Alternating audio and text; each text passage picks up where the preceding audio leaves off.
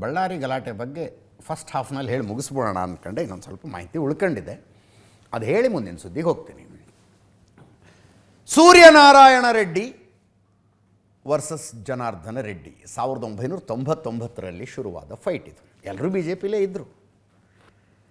ಆ ನಂತರ ಗಣಿ ಬೂಮ್ ಎಲ್ಲಿಂದ ಎಲ್ಲಿಗೋ ಹೋಯಿತು. Suryanarayana Reddy B J P ಬಿಟ್ಟು ಜೆ ಡಿ ಎಸ್ಸಿಗೆ ಹೋದರು, ಜೆ ಡಿ ಎಸ್ಸಿಂದ ಕಾಂಗ್ರೆಸ್ಸಿಗೆ ಹೋದರು. ವೈಮನಸ್ಸು ಮುಂದುವರ್ಕೊಂಡು ಹೋಯಿತು. ಜನಾರ್ದನ್ ರೆಡ್ಡಿ ಅವರು ಪಾಲಿಟಿಕ್ಸ್ನ ಪೀಕ್ನಲ್ಲಿದ್ದಾಗ ಸೂರ್ಯನಾರಾಯಣ ರೆಡ್ಡಿ ಅವ್ರನ್ನ ಕಾಡಿದ್ರು ಅಂತ ಬಳ್ಳಾರಿಯ ಜನ ಮಾತಾಡ್ತಾರೆ. ಲಾಸ್ಟ್ ಎಲೆಕ್ಷನ್ನು,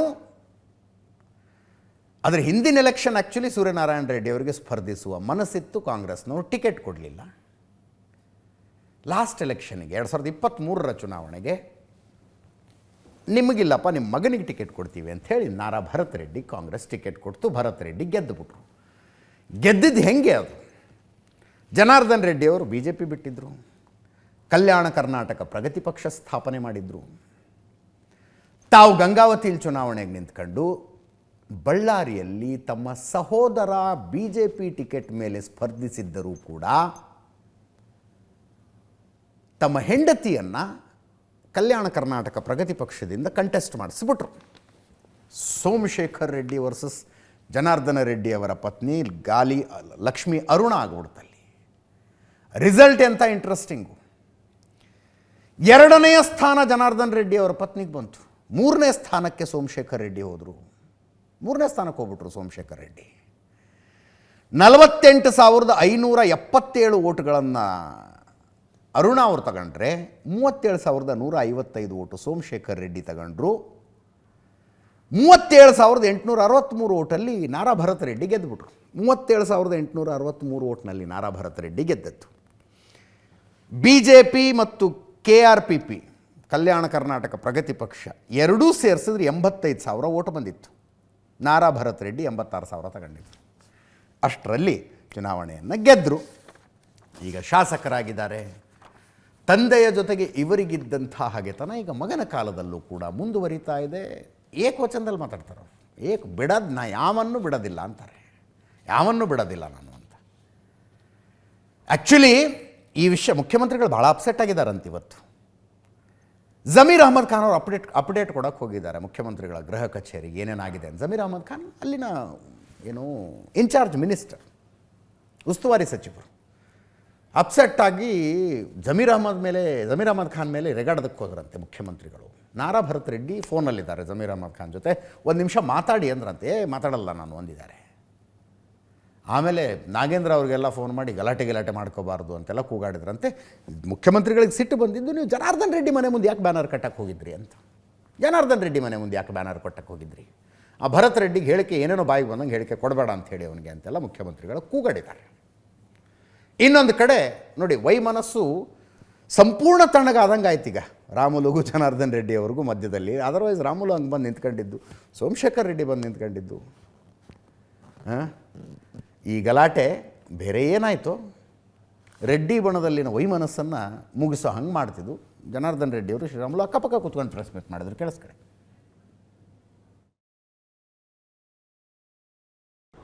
ಸಡನ್ ಆಗಿ ಜನಾರ್ದನ್ ರೆಡ್ಡಿ ಅವರು ಗಂಗಾವತಿಯಿಂದ ಬರ್ತಾ ಇದ್ದಾರ.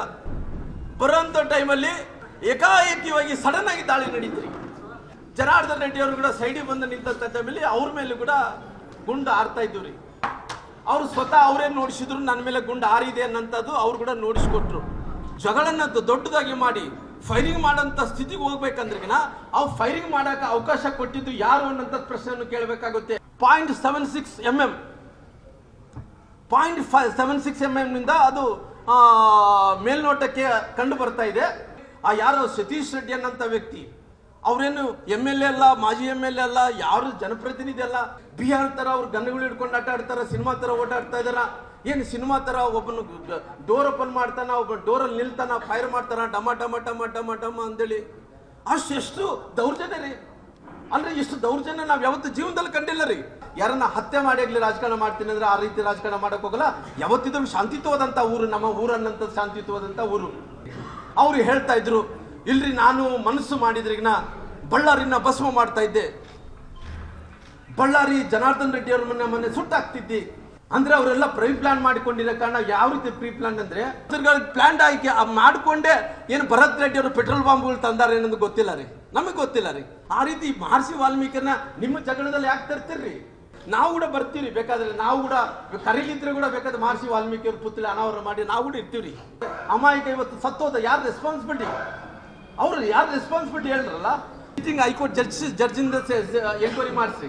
ಇಲ್ಲ ನಿಮಗೆ ಸಿಟ್ಟಿಂಗ್ ಹೈಕೋರ್ಟ್ ಜಡ್ಜಸ್ ಎಲ್ಲ ಮಾಡೋಕ್ಕಾಗಲ್ಲ ಅಂದ್ರೆ ಸಿಬಿಐ ಕೊಡ್ರಲ್ಲ, ಸಿಬಿಐ ಕೊಡ್ರಿ. ಬಳ್ಳಾರಿಯಲ್ಲಿ ಈ ಕ್ರಿಮಿನಲ್ ಚಟುವಟಿಕೆಗಳನ್ನು ಪ್ರೋತ್ಸಾಹ ಮಾಡೋದ್ರಲ್ಲಿ ಬಹಳ ದೊಡ್ಡ ವ್ಯಕ್ತಿ ಅನ್ನೋದು ನಮ್ಮ ಅಮೂಲ್ಯದವರೆಲ್ಲರೂ ಏನಿದ್ರೆ ತಮಗೆಲ್ಲ ಕೂಡ ಗೊತ್ತಿರುವಂಥ ಒಂದು ವಿಚಾರ. ಅವನ ಸಂಸ್ಕಾರ, ಅವನಿಗಿರುವಂಥ ಸಂಸ್ಕೃತಿ ಏನನ್ನೋದು ನನಗೆ ಎತ್ತು ತೋರಿಸ್ತಾ ಇರುವಂಥ ಒಂದು ವಿಷಯ. ಇಲ್ಲಿ ಮೇನಾಗಿ ಏನಾಗಿದೆ ಅಂದರೆ ಡೆವಲಪ್ಮೆಂಟ್ ಕೆಲಸಗಳು ಅವ್ರಿಗೆ ಮಾಡಲಿಕ್ಕೆ ಆಗ್ತಾ ಇಲ್ಲ. ರಾಮ್ಲು ಅವರು ಹೇಳಿದಂಗೆ 25 ವರ್ಷಗಳ ಹಿಂದೆನೇ ವಾಲ್ಮೀಕಿ ಮೂರ್ತಿ ನಾವು ಅಲ್ಲಿ ಇಟ್ಟಿದ್ದೀವಿ. ಮನೆ ಮುಂದೆ ಬಂದು ನಾನು ನಿನ್ನೆ ಗಂಗಾವತಿಯಲ್ಲಿ ಚನ್ನಬಸವ ಜಾತ್ರೆ ಮುಗಿಸ್ಕೊಂಡು ನಾನು ನಮ್ಮ ಶ್ರೀಮತಿ ನಾವಿಲ್ಲಿ ಬರೋದ್ರೊಳಗಡೆ ಕಂಪ್ನಿ ದಾಟ್ತಾ ಇದ್ದೀನೋ ಇಲ್ಲೋ ಕೆಲಸ ಮಾಡೋ ಹುಡುಗ ಫೋನ್ ಮಾಡಿ ನನಗೆ ಕಾಲ್ ಮಾಡಿದ ತಕ್ಷಣ ನಾನು ಪೊಲೀಸರಿಗೆ ಇಂಟಿಮೇಷನ್ ಕೊಟ್ಟೆ. ಶ್ರೀರಾಮುಲು ಅವ್ರಿಗೆ ಕಾಲ್ ಮಾಡ್ತಾ ಇದ್ದಾರೆ. ಕರೆಕ್ಟಾಗಿ ಶ್ರೀರಾಮುಲು ರೆಡಿಯಾಗಿ ಬರೋದ್ರೊಳಗಡೆ ನಾನು ರೀಚ್ ಆಗಿಬಿಟ್ಟೆ. ಇಬ್ಬರು ಮಂದಿನ ಅಲ್ಲಿ ಹತ್ತಿರ ಬರ್ತಾ ಇದ್ದೀವಿ. ಶ್ರೀರಾಮುಲು ಅವರು ನನ್ನ ಬಿಟ್ಟು ಅವನಿಗೆ ಬುದ್ಧಿವಾದ ಹೇಳೋದಕ್ಕಂತ ಹೋದ್ರು. ನೇರವಾಗಿ ನನ್ನ ಕಡೆನೇ ಅಂದರೆ ನಾನು ಗಾಡಿ ಫೈರಿಂಗ್ ಸ್ಟಾರ್ಟ್ ಮಾಡ್ಬೇಕು. ಕರೆಕ್ಟಾಗಿ ನಮ್ಮ ಕ್ಯಾಂಪ್ ಆಫೀಸು ನಮ್ಮ ಮನೆ ಕಡೆ ಆ ಪ್ರೈವೇಟ್ ಗನ್ಮ್ಯಾನ್ಗಳೇನು ಟರ್ಬನ್ ಹಾಕ್ಕೊಂಡು ಫೈರ್ ಮಾಡಿದ್ದಾರೆ ಅದೆಲ್ಲವೂ ಇದೆ. ನನ್ನ ಜೊತೆಯಲ್ಲಿ ಕೂಡ ಬುಲೆಟ್ನ ನಿನ್ನೆ ನಿಮಗೆ ವಿಡಿಯೋದಲ್ಲಿ ತೋರಿಸಿದ್ದೀನಿ. ನಾನು ಇವಾಗ ಕಂಪ್ಲೇಂಟ್ ಕೊಡ್ತಾ ಇದ್ದೀನಿ. ವೈಯಕ್ತಿಕವಾಗಿ ನಾನೇ ಈಗ ನಿಮ್ಮನ್ನೇ ಗುರಿಯಾಗಿಸಿ 8 ಸುತ್ತಿನ ಗುಂಡಿನ ದಾಳಿ ನಡೆದರು. ಅಷ್ಟಿಲ್ಲ, ನಾನು ಕಾರಿಂದ ಇಳಿದ ತಕ್ಷಣ ಫೈರಿಂಗ್ ಅಂದರೆ ಎಲ್ಲ ಪ್ರೀ ಪ್ಲ್ಯಾಂಡಾಗಿ ರೆಡಿ ಮಾಡಿ ಇಟ್ಕೊಂಡಿದ್ದೆ ಎಲ್ಲ ಕಂಪ್ಲೀಟ್. ಹೌದು, ಬರ್ತಿದ್ದಂಗೆ ಇಲ್ಲ ಅಸಲು ಆಲ್ಮೋಸ್ಟ್ ನಿಮ್ಮವ್ರು ಯಾರು ಇರಬೇಕು ಅಂದ್ಕೊಳ್ತೀನಿ. ವಿತಿನ್ ಫ್ಯೂ ಸೆಕೆಂಡ್ಸಲ್ಲೇ ಸ್ಟಾರ್ಟ್ ಆಗಿದೆ. ನಾನು ನಿಮಗೆ ಇದಕ್ಕಿಂತ ಸಾಕ್ಷಿ ಏನು ಬೇಕಾಗಿದೆ? ಅಲ್ಲಿ ಏನು ಹುಡುಗರೆಲ್ಲ ವೀಡಿಯೋ ತೆಗೆದಿದ್ದಾರೆ, ಇವಾಗ ಒಂದೊಂದು ವೀಡಿಯೋ ಹೊರಗಡೆ ಬರ್ತಾಯಿದೆ. ನನಗೆ ಆ ಫೈರಿಂಗ್ ಆದ ತಕ್ಷಣ ಇಲ್ಲಿ ಒಳಗಡೆ ಹೇಳ್ಕೊಂಡು ಬಂದುಬಿಟ್ರು ಎಲ್ಲ ನಮ್ಮ ಫಾಲೋಯರ್ಸ್ ಎಲ್ಲರೂ ಕೂಡ. ಸುಮಾರು 2004ರಲ್ಲಿ ಅವ್ರ ತಂದೆ MLA ಕುರುಗೋಡು, ಶ್ರೀರಾಮುಲು ಬಳ್ಳಾರಿ ನಗರ MLA. ಕುರುಗೋಡು ಹತ್ರ ಒಂದು ಸಣ್ಣ ಗುಡಿಸಲಲ್ಲಿ 3 ಕೋಟಿ ಬೆಲೆ ಮಾಡೋ ವೆಪನ್ಸ್ ಸಿಗುತ್ತೆ. ಅವ್ರು ನಾರಾಯಣ ರೆಡ್ಡಿ ಅವ್ರ ಅಪ್ಪ ನಕ್ಸಲೈಟ್ಗಳನ್ನ ಕರ್ಕೊಂಡು ಬಂದು ಶ್ರೀರಾಮುಲನ್ನ ಮುಗಿಸ್ಬೇಕು ಅಂತ ಹೇಳ್ಬಿಟ್ಟು ಕುರುಗೋಡಲ್ಲಿ 3 ಕೋಟಿ ಬೆಲೆ ಮಾಡೋ different kind of weapons AK-47 ಸಮೇತ ಸಿಕ್ಕಿರೋದು. ಸೊ ಹಾಗಾಗಿ ಕ್ರಿಮಿನಲ್ಸ್ ಅವರು. ಇನ್ನೊಂದು ಕಡೆ ನಾರಾ ಭರತ ರೆಡ್ಡಿ, ಯಾವ ಸೂರ್ಯನಾರಾಯಣ ರೆಡ್ಡಿ 3 ಕೋಟಿ ರೂಪಾಯಿಯ ವೆಪನ್ಸ್ ತರಿಸಿ ಇಟ್ಕೊಂಡಿದ್ರು ಶ್ರೀರಾಮುಲುನ ಕೊಲ್ಲೋದಕ್ಕೆ ಅಂತ ಜನಾರ್ದನ್ ರೆಡ್ಡಿ ಅವರು ಹೇಳಿದ್ರಲ್ಲ, ಅದೇ ಸೂರ್ಯನಾರಾಯಣ ರೆಡ್ಡಿ ಪುತ್ರ ನಾರಾ ಭರತ್ ರೆಡ್ಡಿ, ಬಳ್ಳಾರಿ MLA, ಅವರು ಏಕವಚನದ ವಾಗ್ದಾಳಿ. ನಾನೇ ಅಂದ್ರೆ ಅಂಥವ್ರು, ನಾ ಶಾಂತವಾಗಿರಲಿ ಬಳ್ಳಾರಿ ಅಂತ ಸುಮ್ಮನಿದ್ದೇನೆ, ಇಲ್ಲದೆ ಇದ್ರೆ ಏನೇನೋ ಮಾಡಿಬಿಡ್ತಿದ್ದೆ ನಾನು ಅಂತ. ಕೇಳಿಸ್ಕೊಳ್ಳಿ, ಅವರು ಮಾತಾಡಿದ್ರು. ಅವ್ನು ನೀಚ. ಜನಾರ್ದನ್ ರೆಡ್ಡಿ ಮೇಲೆ ಹಲ್ಲೆ, ಜನಾರ್ದನ್ ರೆಡ್ಡಿ ಮನೆ ಮುಂದೆ ಬ್ಯಾನರು, ಯಾರು ಅವನ ಮನೆ ಮುಂದೆ ಬ್ಯಾನರ್ ಹಾಕಿ ರೋಡಲ್ಲಿರೋ ಅಂಥ ಬ್ಯಾನರ್ ನನ್ನ ಮನೆ ಮುಂದೆ ಇದೆ ಅಂತೇಳಿ ಅವನೇ ಕ್ರಿಯೇಟ್ ಮಾಡ್ಕೊಂಡು, ಒಂದು ಮಾಜಿ ಮಂತ್ರಿ ಆದಂಥವನು, ಶಾಸಕ ಇದ್ದಂಥವನು ಅವನೇ ರೋಡಿಗೆ ಬಂದು ಇಂಥ ಕಾರ್ಯ ಮಾಡ್ತಾನಂತಂದರೆ ನಮ್ಮ ವಾಲ್ಮೀಕಿ ಅಜ್ಜಿಯವ್ರ ಕಾರ್ಯಕ್ರಮವನ್ನು ಕೆಡಿಸ್ಬೇಕಂತೇಳಿ ಇವ್ರು ಏನು ನಿನ್ನೆ ಪ್ರಯತ್ನ ಮಾಡಿದ್ರು ಅದನ್ನು ಸಕ್ಸಸ್ ಮಾಡ್ಬೇಕು ಅನ್ನೋದು ನಮ್ಮ ಮೂಲ ಉದ್ದೇಶ. ನಿಮ್ಮ ಕಡೆ ಗನ್ಮ್ಯಾನ್ ಅವ್ರು ಮಾಡಿರ್ತಕ್ಕಂಥ ಇದರಿಂದನೇ ಡೆತ್ ಆಗಿದೆ ಅಂತ ಒಂದು ಆರೋಪ ಮಾಡ್ತಾರೆ. ಅವ್ರ ಮಾತೆಲ್ಲ ಯಾರು ನಂಬ್ತಾರ್ರಿ? ಅವ್ರ ಮಾತು ಸುಳ್ಳು ಅಂತ ಹೇಳ್ತಿದ್ದೀನಿ. ಮತ್ತೆ ರಾಮುಲು ಈ ಥರ ಕೇಳಿದಾನೆ, ಜನಾರ್ದನ್ ರೆಡ್ಡಿ ಸುಳ್ಳು ಅಂತೇಳಿ ಅವ್ರು ಸುಳ್ಳು ಹೇಳೋದು ಬಿಟ್ಟು ಏನು ಮಾಡಿದ್ದಾರೆ? ಅವನದು ಈ ಮೇಜರ್ ಇಶ್ಯೂ ಏನು, ಈ ಮೈನಿಂಗ್ ಇಶ್ಯೂ ಏನಿತ್ತಲ್ಲ, ಈ ಮೈನಿಂಗ್ ಇಶ್ಯೂ ಜನವರಿಯಲ್ಲಿ ನಮ್ಮ ಗಡಿಭಾಗ ಒತ್ತುವರಿ ಆಗಿದೆ ಅಂತೇಳಿ ಮೊನ್ನೆ ರಿಪೋರ್ಟ್ ಎಲ್ಲ ಬಂದು ಸುಪ್ರೀಂ ಕೋರ್ಟ್ಗೆ ಸಬ್ಮಿಟ್ ಆದಂಥ ರಿಪೋರ್ಟು ಡೈವರ್ಟ್ ಆಗಬೇಕು, ಮೀಡಿಯಾದಲ್ಲಿ ಅದು ಬರಬಾರ್ದು ಅಂತೇಳಿ ದುರುದ್ದೇಶದಿಂದ, ಅದ್ರ ಜೊತೆಗೆ ಈ ವಾಲ್ಮೀಕಿ ಅಜ್ಜನ ಕಾರ್ಯಕ್ರಮ ನಡಿಬಾರ್ದು ಅಂತೇಳಿ ದುರುದ್ದೇಶ ಇಟ್ಕೊಂಡು ಮಾಡಿದ್ದಾನೆ.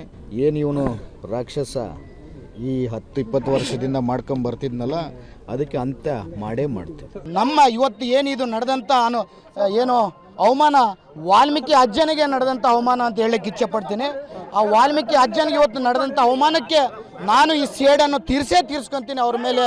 BJP ಅವ್ರನ್ನ ನಾನು ಬಿಡೋದೇ ಇಲ್ಲ. ಏನು ನಮ್ಮ ಹತ್ರ ಗನ್ಗಳಿಲ್ಲ, ನಮ್ಮ ಹತ್ರ ಇನ್ನೊಂದು ಇಲ್ಲ ಅಂತ ಹೇಳಲ್ಲ, ಆದರೆ ಅವರಂಥ ಚಿಲ್ಲರೆ ಬದುಕು ನಾನು ಬದುಕಿಲ್ಲ. ಯಾರು ಎಷ್ಟೇ ಏನೇ ಆದರೂ ರಕ್ತಾಭಿಷೇಕ ಮಾಡಿ ವಾಲ್ಮೀಕಿ ಅಜ್ಜನಿಗೆ ರಕ್ತಾಭಿಷೇಕ ಮಾಡನ್ನ ನಾನು ಆ ಅಜ್ಜನ ಕಾರ್ಯಕ್ರಮವನ್ನು ಸಕ್ಸಸ್ ಮಾಡೇ ಮಾಡ್ತೀನಿ ಅಂತ. ರಕ್ತಾಭಿಷೇಕ ಮಾಡ್ತಾರಂತೆ ವಾಲ್ಮೀಕಿ ಅಜ್ಜನಿಗೆ. ಸೇಡು ತೀರಿಸಿಕೊಳ್ಳದೆ ಬಿಡೋದಿಲ್ಲಂತೆ ಬಿ ಜೆ ಪಿಯವರ ಮೇಲೆ. ನಮ್ಮ ಹತ್ರ ಗನ್ಗಳು ಇಲ್ಲ ಅಂತಲ್ಲ, that's what Bharat Reddy says, Nara Bharat Reddy says. ಒಬ್ಬ ಲೀಡ್ರ್ ಆದವನು ಈ ಪರಿ ಮಾತಾಡಿದರೆ ಮತ್ತು ಕಾರ್ಯಕರ್ತರು ಇದ್ರ ಅಪ್ಪನಂಗೆ ಮಾತಾಡ್ತಾರೆ. ಕಾರ್ಯಕರ್ತರೇನು ಸುಮ್ಮನೆ ಇರ್ತಾರ? ನಮ್ಮಿಂದ ನಮ್ಮ ಲೀಡ್ರ್ ಇದ್ದಾರಪ್ಪ ಅಂತ ಸದನದಲ್ಲಿ ಬಡ್ದಾಡ್ಕೊಂಡಿದ್ರು ಇವರು. ಒಂದು ಸಲ ನೋಡಂಗಿತ್ತ ಆ ದೃಶ್ಯ.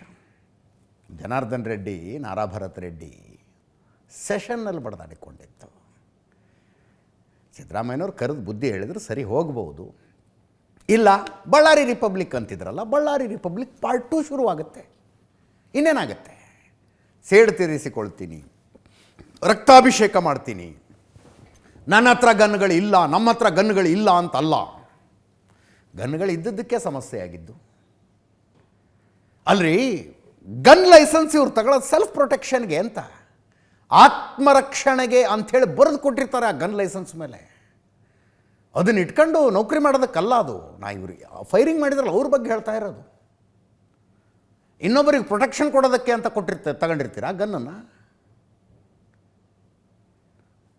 ಒಂದು ಸಲ ಪೊಲೀಸರು ಕೂತ್ಕೊಂಡು ಕರ್ನಾಟಕದಲ್ಲಿ ಯಾವ್ಯಾವ ಪ್ರಭಾವಿಗಳು, ಬಿಸ್ನೆಸ್ಮೆನ್ಗಳು, ಈ ರಿಯಲ್ ಎಸ್ಟೇಟ್ನವರೆಲ್ಲ ಈ ಥರದ ಗನ್ಮ್ಯಾನ್ ಇಟ್ಕೊಂಡು ಪಾಪಿ ಪರದೇಶಿಗಳನ್ನು ಹೆದರಿಸ್ತಾರೆ. ಯಾವುದೋ ಬಡವ ಬೆಂಗಳೂರು ಔಟ್ಸ್ಕರ್ಟ್ಸ್ನಲ್ಲಿ 1 ಎಕರೆ 2 ಎಕರೆ ಜಮೀನನ್ನು ತಲೆತಲಾಂತರದಿಂದ ಹೆಂಗೋ ಉಳಿಸ್ಕೊಂಡು ಏನೋ ಮಾಡ್ಕೊಂಡು ಬಂದಿರ್ತಾನೆ ರೀ ಅವನು. ರಿಯಲ್ ಎಸ್ಟೇಟ್ನವ್ರಿಗೆ ಬೇಕು ಅನ್ಸುತ್ತಪ್ಪ ಆ ಜಮೀನು.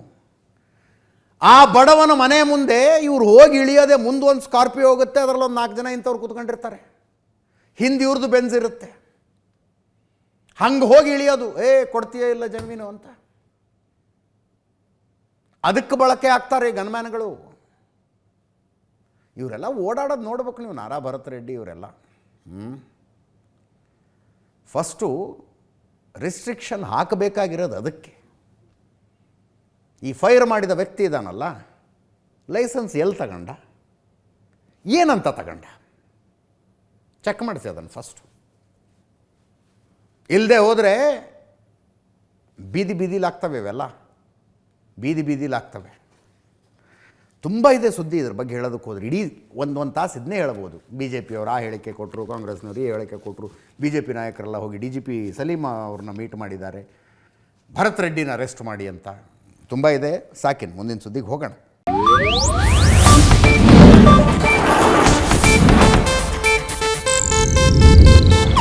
ಇದು ಏಷ್ಯಾನೆಟ್ ನ್ಯೂಸ್ ನೆಟ್ವರ್ಕ್ ಪ್ರಸ್ತುತಿ.